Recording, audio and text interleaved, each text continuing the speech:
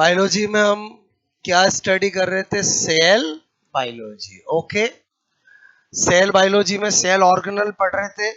4 cell organelle हम पढ़ चुके हैं, माइटोकॉन्ड्रिया, क्लोरोप्लास्ट, गोल्जी बॉडी और लाइसोसोम। 4 मैंने आपको स्टडी कराया है। ओके, अब हम वेरी इंपॉर्टेंट स्टडी करने जा रहे हैं राइबोसोम। राइबोसोम अपने आप में बहुत ही इंपॉर्टेंट होता है। क्लियर? तो राइबोसोम के बारे में हमारा हर एक सेल ऑर्गेनल को पढ़ने का तरीका सेम, 1 2 3 करके पॉइंट स्टडी करने हैं। सारे राइबोसोम से रिलेटेड बातें अपनी आ जाएगी। सबसे पहली बात क्या है? डिस्कवरी। इसकी डिस्कवरी इंपॉर्टेंट है। इंपॉर्टेंट क्यों है? बिकॉज राइबोसोम एनिमल प्लांट दोनों में होता है।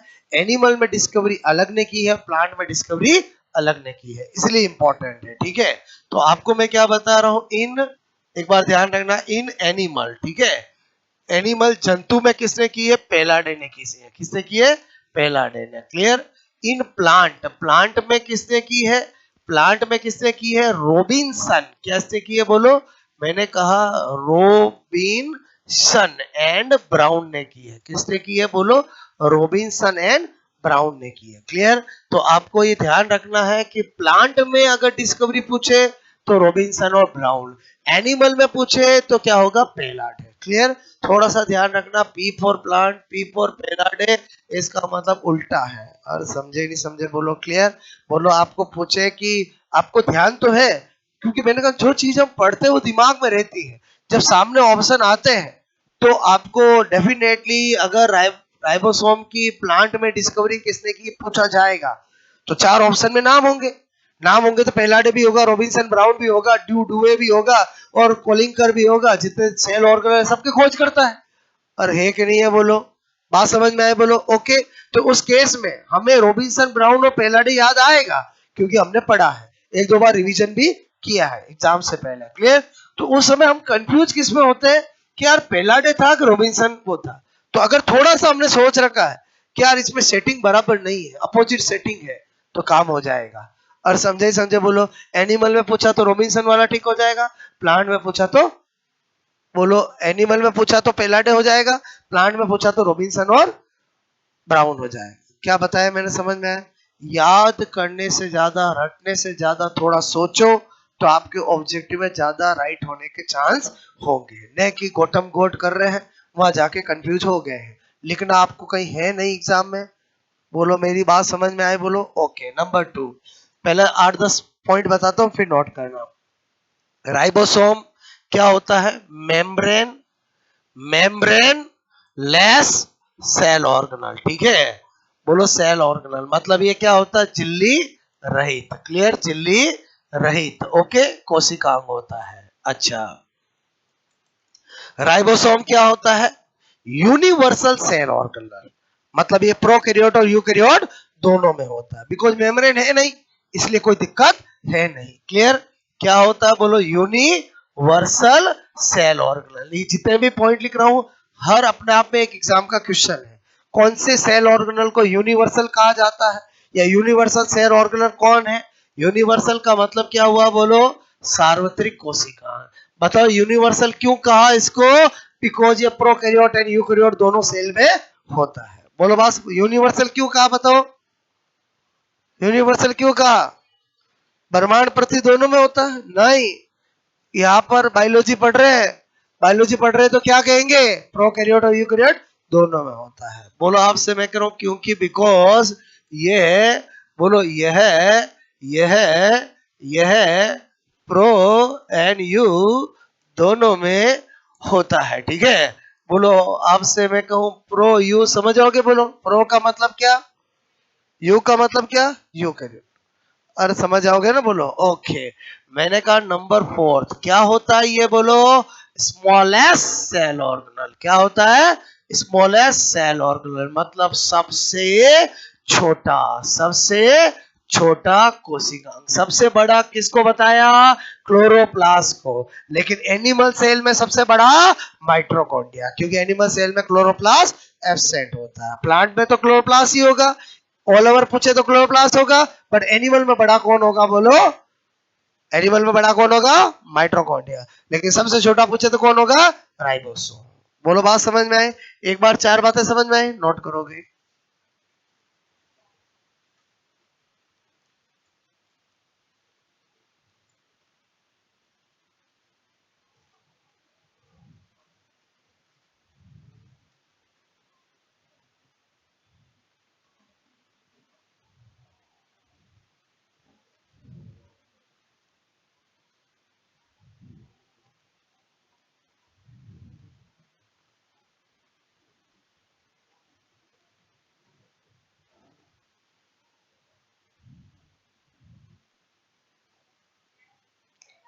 पहला डे, ठीक है।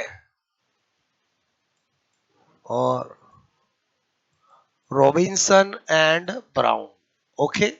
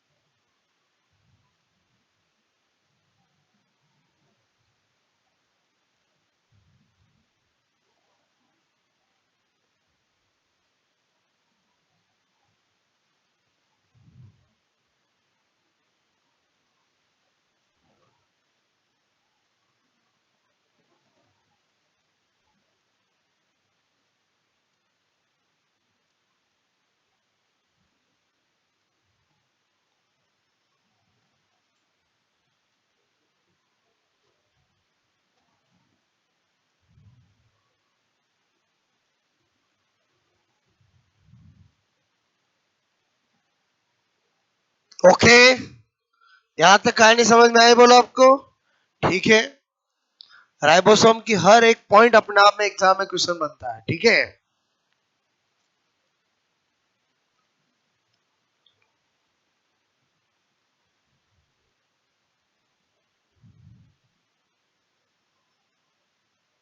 यहां तक बात समझ में आए? बोलो आपको। अच्छा, नंबर 5।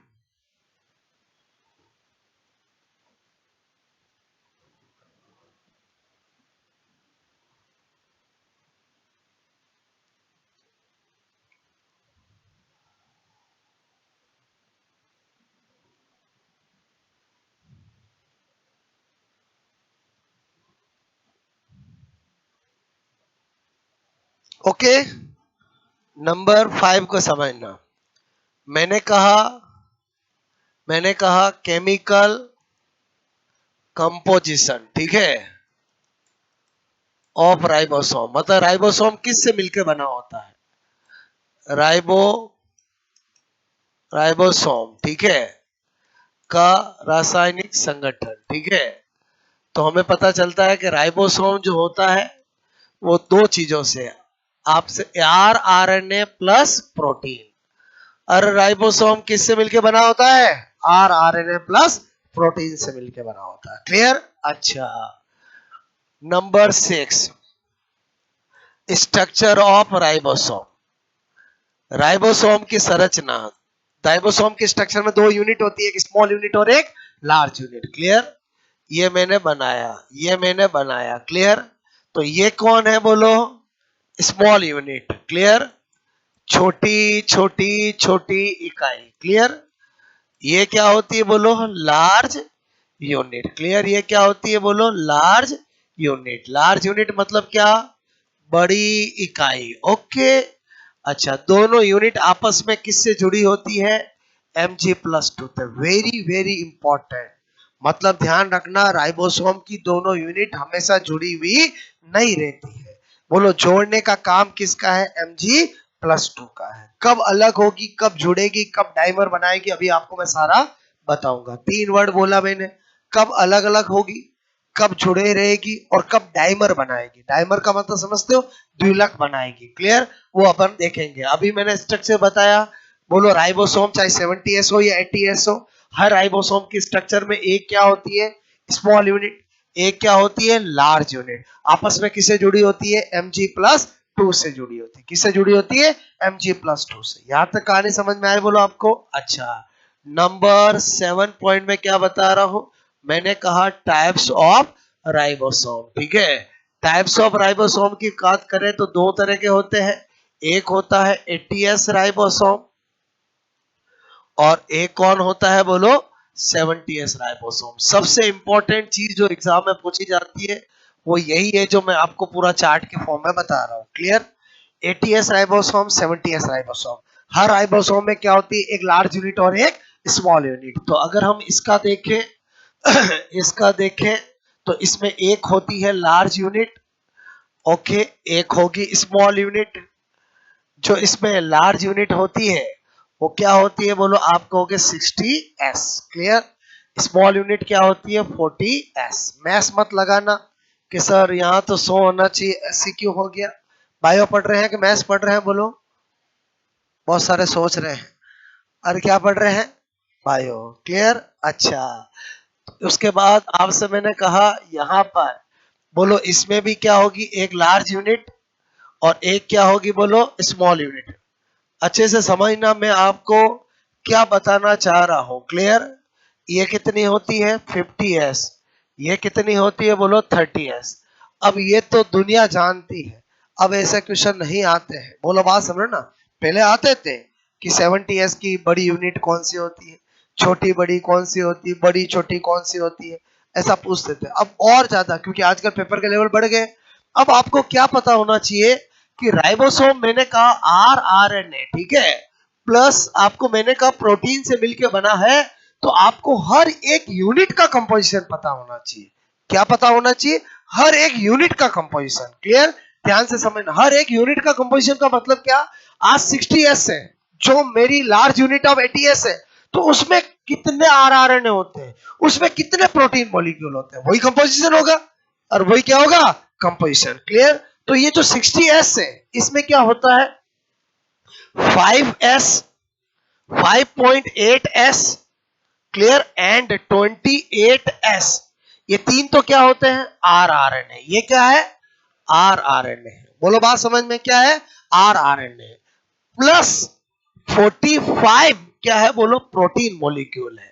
बोलो प्रोटीन मॉलिक्यूल। ये किसका कंपोजिशन बताया मैंने आपको? ये किसका बताया? 60S का कंपोजिशन बताया। क्लियर? आ जाता हूं इसमें।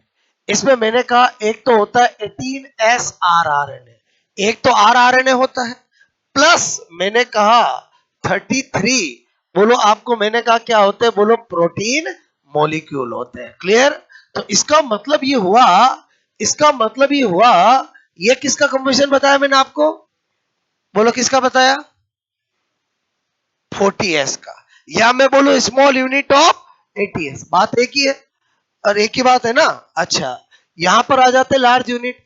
इसमें क्या होता है? 5S एंड 23, बोलो 20, मैंने कहा 23S। क्लियर? RNA, दो तो RNA होते हैं, प्लस 34 क्या होते हैं बोलो? प्रोटीन मॉलिक्यूल होते हैं। क्या होते हैं? प्रोटीन मॉलिक्यूल होते हैं। ये किसका कंपोजिशन हो गया बोलो? 50S का हो गया। क्लियर? आ जाते हैं इधर स्मॉल यूनिट। इसमें क्या होता है? 16S RNA। एक तो RNA होता है, उसका नाम क्या है? 16S। क्लियर? प्लस मैंने कहा 21 क्या होते हैं बोलो? Protein molecule. आप मुझे बताओ, ऐसे में हिंदी इंग्लिश एक ही बात है? 21 प्रोटीन अणु, प्रोटीन मॉलिक्यूल, एक ही बात समझ जाओगे ना? ओके, इधर ध्यान दो। पहले बताओ, मैंने इंडिविजुअल कंपोजिशन बता दिया। अगर इंडिविजुअल कंपोजिशन बता दिया तो इस पूरे से मिलकर के बना है कौन? ATS। इस पूरे से मिलकर बना है कौन? ATS। तो ATS में कितने RNA, कितने प्रोटीन मॉलिक्यूल कैलकुलेट कर सकते हैं? अरे बोलो कर सकते नहीं कर सकते? तो मैंने कहा आपको इसके अंदर 4 type RNA plus 78 protein molecule. ये किसका कंपोजिशन हुआ बोलो? ये किसका कंपोजिशन हुआ? आप कहोगे ATS का। अगर मुझे ATS का पूछे तो ATS में कितने टाइप के RNA है बोलो? 1 2 3 4, मैंने तो विद आपको नाम तक बता दिया है।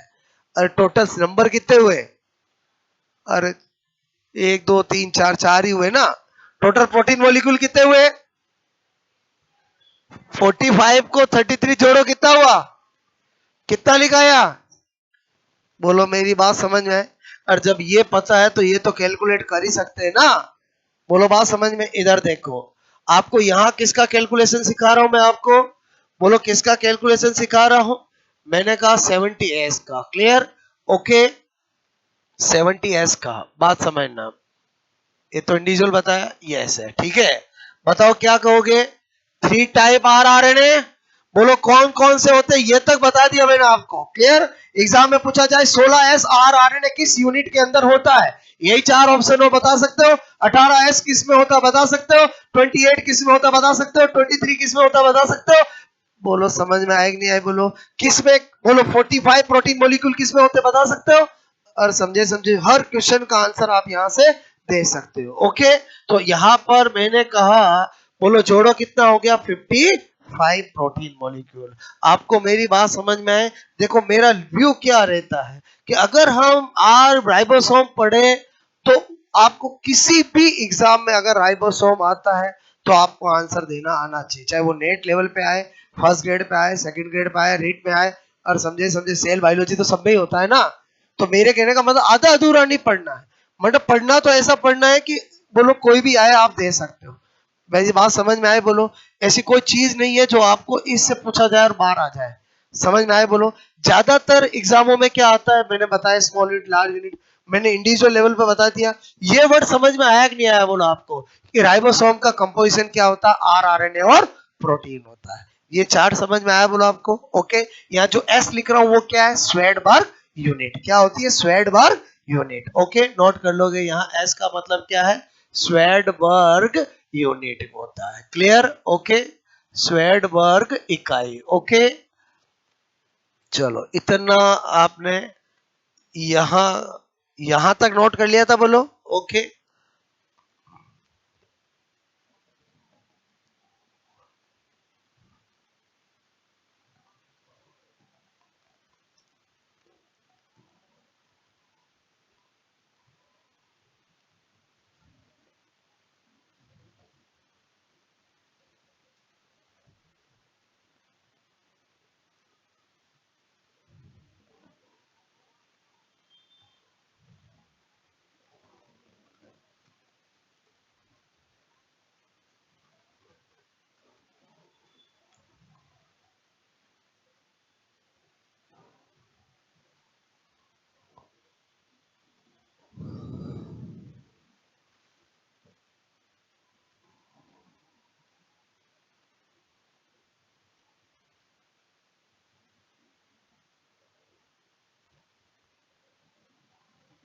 ओके,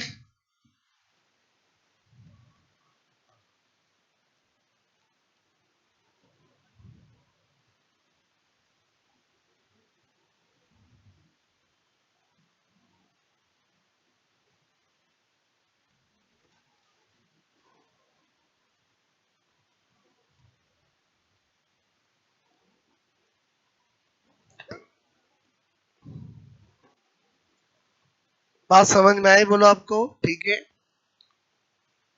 पहले स्मॉल लार्ज यूनिट होती है ऐसा बताया, फिर मैंने आपको टाइप बताया। और समझे समझे? बोलो क्लियर? और ये तो बहुत इंपॉर्टेंट है जो चार्ट मैंने आपको बताया, ठीक है।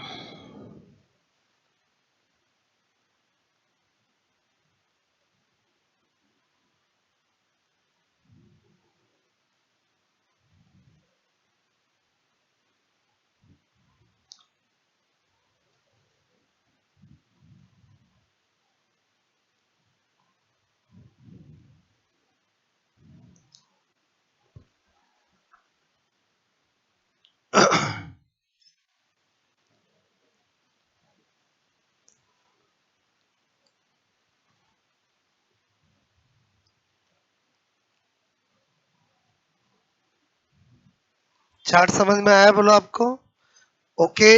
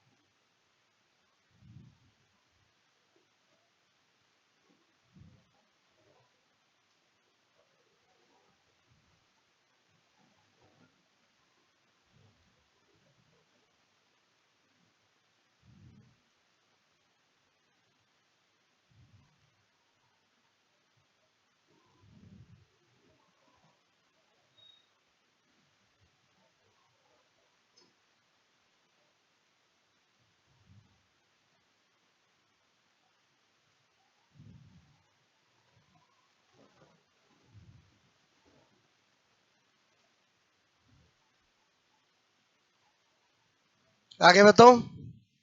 ठीक है।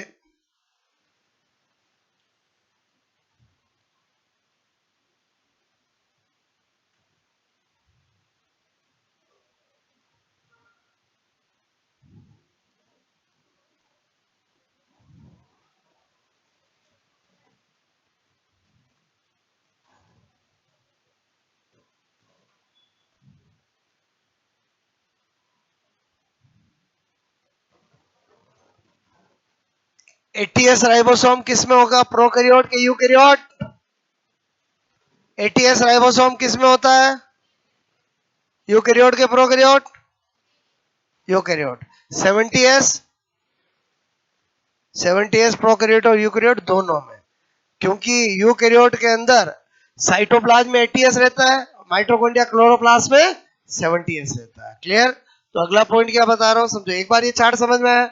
ये तो सबसे इंपॉर्टेंट है ही है। बोलो बात समझो ना? ओके, हटा दूं? हो गया नोट? बोलो। ओके, नंबर 8 समझना। मैंने कहा, बोलो, इन यूकैरियोट, ठीक है, यूकैरियोट में ATS ribosome, ATS and 70s ribosome दोनों उपस्थित, ठीक है, दोनों उपस्थित। बोलो ये किसमें? इन साइटोप्लाज्म, ठीक है। ये किसमें? इन माइटोकॉन्ड्रिया, ठीक है, एंड इन क्लोरोप्लास्ट। पहले बताओ, ऐसा लिखा समझ में आया बोलो आपको? अच्छा पहले बताओ, यूकैरियोट प्रोकैरियोट का मतलब समझते हो? अपन क्या है, यूकैरियोट के प्रोकैरियोट? बहुत सारे सोच रहे हैं, अरे क्या है हम? सपने में भी प्रोकैरियोट मत सोच लेना। प्रोकैरियोट में कौन आता है? Bacteria, virus, mycoplasma. और समझे समझे बोलो। क्लियर? अच्छा, इन प्रोकैरियोट, ठीक है, ओनली 70s राइबोसोम, मैंने कहा प्रेजेंट, उपस्थित। पहले बताओ, पॉइंट नंबर 8 समझ में आया बोलो आपको? और समझे नहीं समझे बोलो, नोट करोगे?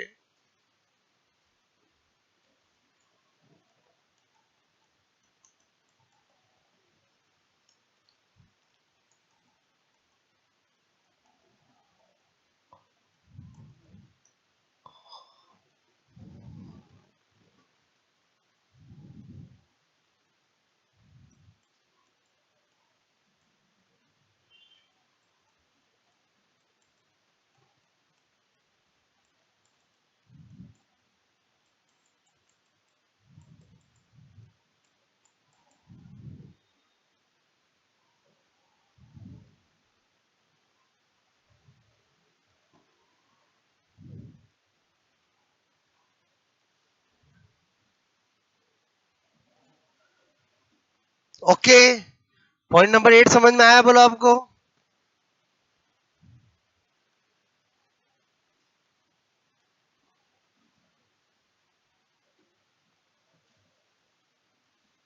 कहानी समझ में आई बोलो आपको? नंबर 9, बहुत बहुत इंपॉर्टेंट पॉइंट बता रहा हूं। नंबर 9,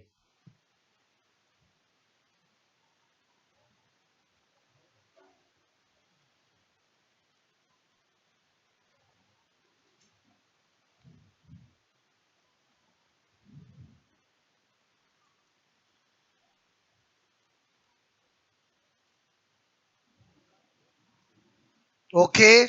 यूकेरियोट में 80 भी होता है और 70 भी होता है। 70 कहाँ होता है, 80 कहाँ होता है, समझ में आया बोलो आपको? साइटोप्लाज्म में कौन सा होता है, 80s। और माइटोकॉन्ड्रिया और क्लोरोप्लास्ट में कौन सा होता है, 70 है।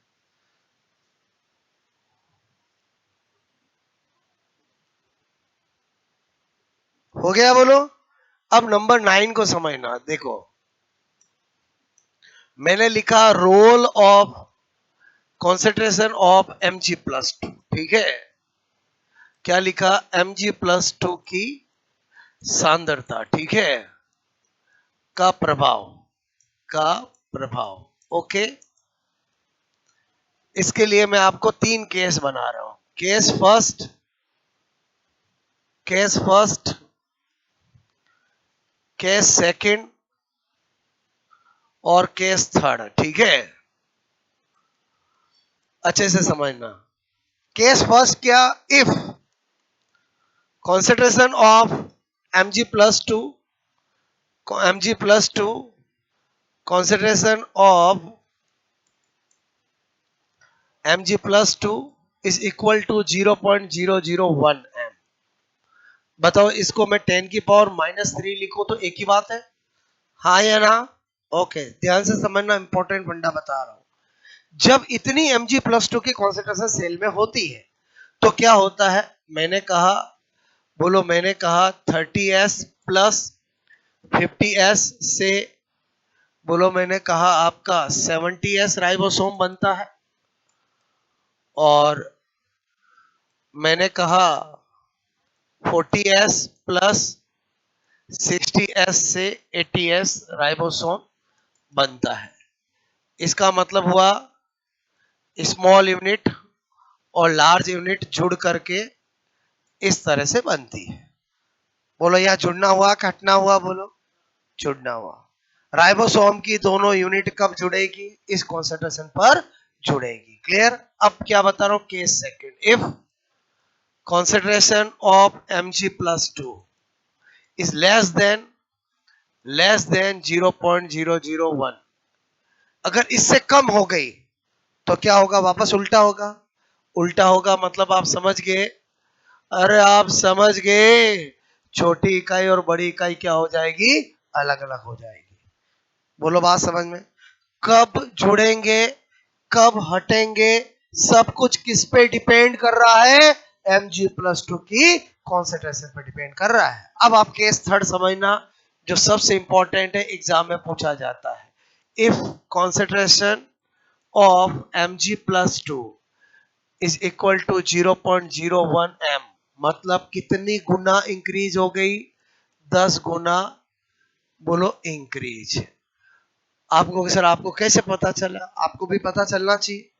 अरे कितना गुना बढ़ गई, 0.001 से 0.01 मतलब कितना गुना हो गई, 10 गुना। जब Mg+2 की कॉन्सेंट्रेशन सेल में इतने से 10 टाइम्स इंक्रीज हो जाती है, तब क्या होता है, डाइमर फॉर्मेशन होता है। क्या होता है, डाइमर फॉर्मेशन। डाइमर फॉर्मेशन होता है मतलब क्या होता है, राइबोसोम के क्या बनते हैं, द्विलक बनते हैं। द्विलक का निर्माण किसके राइबोसोम बनेंगे, बोलो, राइबोसोम के। अच्छा, 70s plus 70s, 80s plus 80s, हर एक का डाइमर फिक्स होता है, मैस मत लगाना। 70s का 140 नहीं होता है, 100s होता है। क्लियर? इसका डाइमर 120s होता है। एग्जाम में पूछा जाता है 70s का डाइमर कितना होता है, या 100s डाइमर किसका होता है।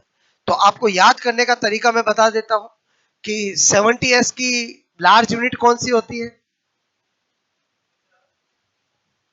अरे 70s की लार्ज यूनिट कौन होती है, 50। 50 का डबल कितना होता है, टिक करने का तरीका सिखा रहा हूं। 80s की लार्ज यूनिट कौन होती है? 60s का डबल कौन होता है? ये याद करने की ट्रिक बता रहा हूं केवल मैं, अगर भूल गए तो वापस सुनो मैं क्या बता रहा हूं। 70s, अच्छा पहले डाइमर का मतलब समझते हो नहीं समझते? डाइमर का मतलब समझते हो नहीं समझते हो? अरे डाइमर का मतलब समझते हो नहीं समझते हो? हाँ मतलब जुड़ जाएंगे, डाइमर का मतलब। अच्छा डाइमर केमिस्ट्री का वर्ड है, डाइमर का मतलब नहीं समझते हो? चलो समझाता हूं, इधर ध्यान देना। ये कौन है? अब इधर ध्यान दो, ये कौन है? क्या तो हमें नहीं पता। ये कौन है? BS। अच्छा एग्जाम दोगे उसमें फिजिक्स केमिस्ट्री बायोलॉजी तीनों आएंगे कि नहीं आएंगे? तो ये कौन है? BS3। ये कौन है? डाइमर है। बताओ इसका डाइमर है कि नहीं है?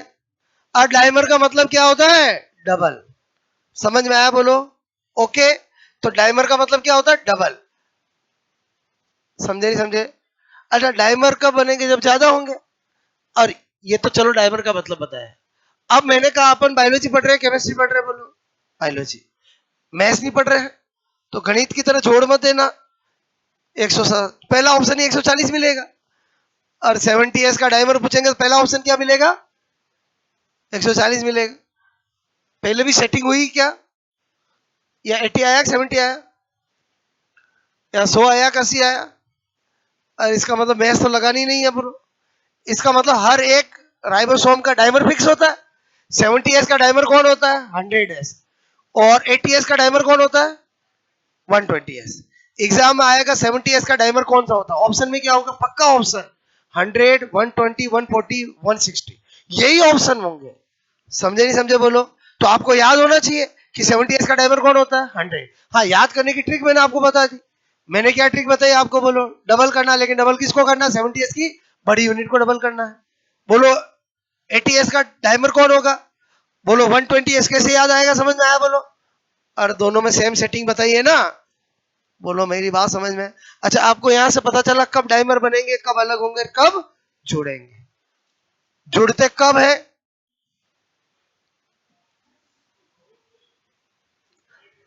100 इसका डाइमर फिक्स होता है, बस उसको याद करने का तरीका बता रहा हूं। वापस सुनो, फिर तो आपका क्वेश्चन यही होना चाहिए था सर, यहाँ पर 80 होना चाहिए, 70 क्यों? ये तो मैंने कहा ना फिक्स है। और समझे नहीं समझे बोलो? मेरी बात समझ में? तो ये क्या है? फिक्स है, बट याद कैसे रखोगे वो तरीका बताया मैंने आपको। समझ गए मेरी बात? एग्जाम में आएगा 80s का डाइमर क्या होता? पहला ऑप्शन 160 होगा कि नहीं होगा? और होगा बोलो पक्का होगा, क्योंकि एग्जामिनर तो चाहता ही है गलती करो। अब डाइमर का मतलब जैसा साइंस में करते हो वैसा डबल करो, और समझे समझे डबल करो तो गलत करो। समझ में आया बोलो? डाइमर इसका कितना होता है? 120। हाँ 120 याद कैसे रहेगा वो तरीका मैंने आपको ट्रिक बता दी। क्या ट्रिक बताई? समझ में आया बोलो आपको? बड़ी यूनिट का डबल कर लेना है। बोलो बात समझ में? अच्छा अब आपसे मैंने कहा दिमाग में आता है कब अलग होंगे कब जुड़ेंगे। सुनो अभी लास्ट मेरा पॉइंट होगा फंक्शन ऑफ, बोलो वर्क ऑफ राइबोसोम। क्या काम होता है? Protein synthesis. और राइबोसोम किसका साइट है? प्रोटीन सिंथेसिस का। तो जब प्रोटीन सिंथेसिस होगा तब राइबोसोम में क्या होगा? बोलो ये होगा। और होगा कि नहीं होगा बोलो? इसीलिए राइबोसोम प्रोटीन सिंथेसिस के रिक्वायरमेंट में Mg+2 बराबर चाहिए। क्यों चाहिए बोलो? समझ में आया? कि बोलो इधर mRNA तैयार हो गया, उधर tRNA तैयार हो गया, और पता चला कि जहां शादी होनी है, मतलब जहां प्रोटीन सिंथेसिस करनी है, वहां तो कुछ तैयारियां ही नहीं है। वहां तैयारियां नहीं है मतलब समझ में आया बोलो? कि बड़ी यूनिट है छोटी यूनिट तो जुड़ी भी नहीं है। तो बताओ mRNA tRNA loaded amino acid लाएगा, और प्रोटीन सिंथेसिस कभी दिमाग में है कुछ? पहले बताओ प्रोटीन सिंथेसिस नाम सुना आपने? पूरा एक साइंटिफिक प्रोसेस है जो मोलिकुलर बायोलॉजी में पढ़ेंगे। बोलो बात समझ में? जब प्रोटीन सिंथेसिस होता है तो एक्टिवेटेड एमिनो एसिड कौन लेके आता है? टीआरएनए लेके आता है। कौन लेके आता है? टीआरएनए। और अलग अलग कोडोन किसके पास होते हैं? एमआरएनए के पास होते हैं। एमआरएनए किसकी यूनिट पे जुड़ता है? छोटी यूनिट पे। टीआरएनए आके किस में जुड़ता है? बड़ी यूनिट पे। तो बताओ जब प्रोटीन सिंथेसिस होगा तो पहली जरूरत क्या है? कि दोनों राइबोसोम की बड़ी छोटी जुड़े, अरे बोलो समझे समझे, उधर वो तो बाराती सब तैयार है ना, अरे जिसकी शादी होनी वह जगह ही तैयार नहीं है, तो गड़बड़ी होगा ना। मैं क्या बताना चाह रहा हूँ, जनरली राइबोसोम की बड़ी यूनिट छोटी यूनिट ऐसे अलग रहती है, मस्ती से घूमती है, लेकिन जब प्रोटीन सिंथेसिस होता है तब क्या होती है, जुड़ जाती है। बोलो बात समझ में। और जुड़ना अलग होना किस पे डिपेंड करता है, Mg+2 की कॉन्सेंट्रेशन पे डिपेंड करता है। इसलिए मैंने जब स्ट्रक्चर बनाई तो वहां मैंने Mg+2 लिखा। वेरी इंपॉर्टेंट, एग्जाम में पूछा जाता है राइबोसोम की बड़ी और छोटी इकाई को जोड़ने का काम कौन सा आयन करता है, कौन करता है, Mg+2। मैंने तो आपको इतनी बारीकी से बता दिया कितनी कॉन्सेंट्रेशन पे जुड़ेगा, कितनी पे हटेगा। बोलो है, बोलो आपको मुझे क्या दिखाई दे रहा है। हाँ, अरे बोलो, ये एक साथ बता रहा हूँ ना तीनों। इसमें कैसा दिखाई दे रहा है आपको, जुड़ता भाग अलग होता हुआ। अरे समझ गए समझ, बोलो पहले बताओ ये मैंने पॉइंट क्या बताना चाहा आपके माइंड में, और Mg+2 का फंडा क्लियर करने के लिए। बोलो आपको अब तो पक्का विश्वास हो गया।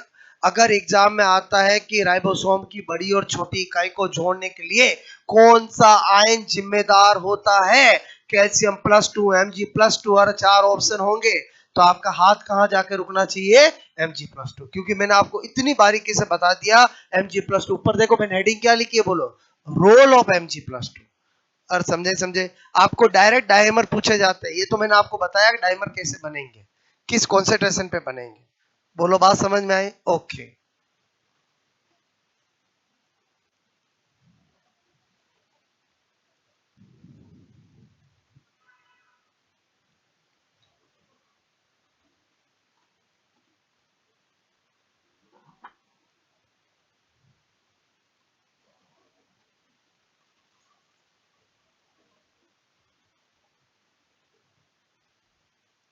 बताओ ये बताया तो डायमर भी आ गए। अरे बोलो बहुत सारी इंफॉर्मेशन आ गई ना, और आपको Mg+2 का रोल भी समझ में आ गया, ठीक है।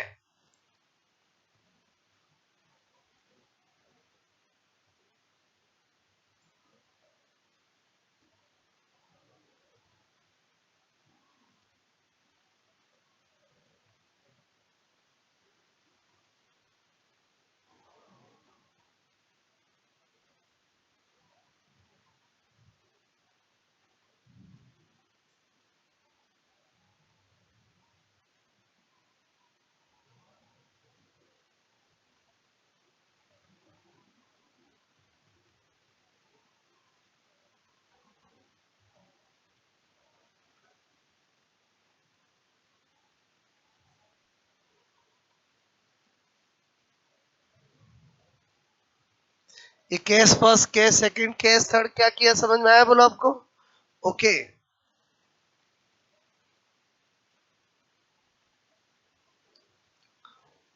सेल बायोलॉजी की प्रैक्टिस शीट मिल गई आपको आज, ठीक है, ओके।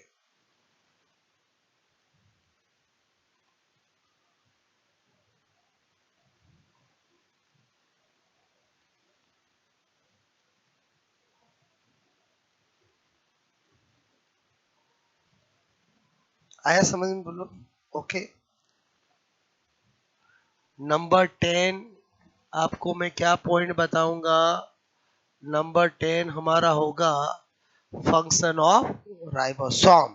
और राइबोसोम का क्या फंक्शन होता है, प्रोटीन सिंथेसिस, ठीक है।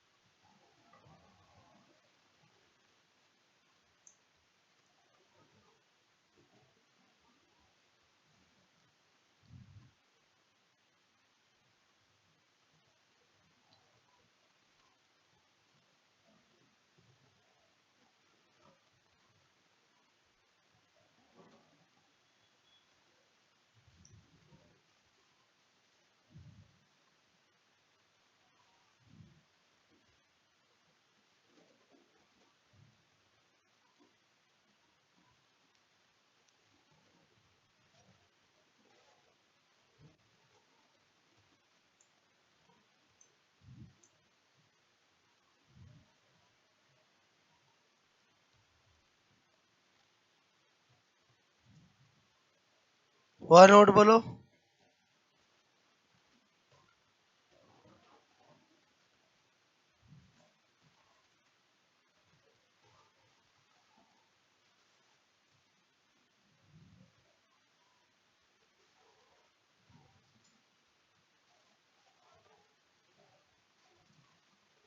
ठीक है। नंबर 10 पॉइंट क्या बताऊंगा, बोलो फंक्शन ऑफ राइबोसोम। तो राइबोसोम किसकी साइट होता है, बोलो प्रोटीन सिंथेसिस। ठीक है, प्रोटीन सिंथेसिस, प्रोटीन संश्लेषण। ठीक है, इस फंक्शन के कारण ही राइबोसोम को प्रोटीन फैक्ट्री भी बोलते हैं, इंजन ऑफ सेल भी बोलते हैं। ठीक है, बोलो आपसे मैं करूं, इसलिए इसलिए राइबोसोम को प्रोटीन फैक्ट्री, जिस चीज का जहां काम होगा उसको फैक्ट्री भी बोलेंगे। और एग्जाम में आया प्रोटीन फैक्ट्री किस सेल ऑर्गन को कहा जाता है, राइबोसोम को। ठीक है, प्रोटीन फैक्ट्री एंड मैंने कहा कोशिका का इंजन। ठीक है, कोशिका का इंजन। ठीक है, बोलो इंजन ऑफ सेल भी कहते हैं। ठीक है, कोशिका का इंजन मतलब मैंने कहा इंजन ऑफ सेल भी, बोलो engine engine engine of cell. ठीक है, भी कहते हैं।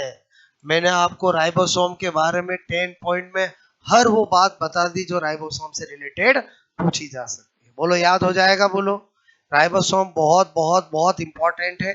बोलो इसमें बहुत सारे क्वेश्चंस एग्जाम में बनते हैं। क्लियर, आज की कहानी यहाँ तक, बोलो समझ में आई, बोलो ओके। ये क्या लाइन लिखी समझ में आया, बोलो कोशिका का इंजन पूछे तो क्या होगा, राइबोसोम। प्रोटीन फैक्ट्री से पूछे तो क्या होगा, राइबोसोम।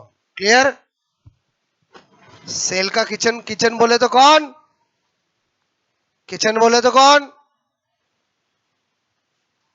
अरे क्लोरोप्लास्ट, क्लोरोप्लास्ट। क्योंकि क्लोरोप्लास्ट में क्या होता है, किचन में क्या होता है, खाना बनता है कि मौज मस्ती होती है। और क्या होता है, एग्जामों में पूछा गया है कि एक कोशिका का रसोई घर किसको कहते हैं। किचन का मतलब हिंदी में क्या होता है, रसोई घर।